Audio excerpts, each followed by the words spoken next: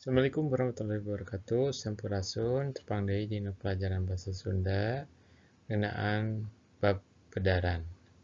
Dina pedaran ieu ngabahas tentang kabudayaan Sunda nyaeta aya ajen inajen atawa hal-hal anu kedah dijaga ngeunaan tata titi budaya Sunda.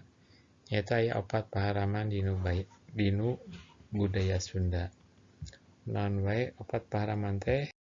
Kahiji pundungan. Nah, jalma anu pundungan mah pasti teu boga sobat jeung moal maju. Nu kadua babarian. Babarian mah gampang kasigeng, gampang ngambak, gampang nyeri hate jeung sajabina. Salajengna nyata humandeuar atawa putus asa. Nah, ieu anu teu kenging atau diharamkeun dinu budaya Sunda. Nu terakhir kukulutus. Kukulutus mah nyaeta babarian ngambak. Barian ngambak mah pasti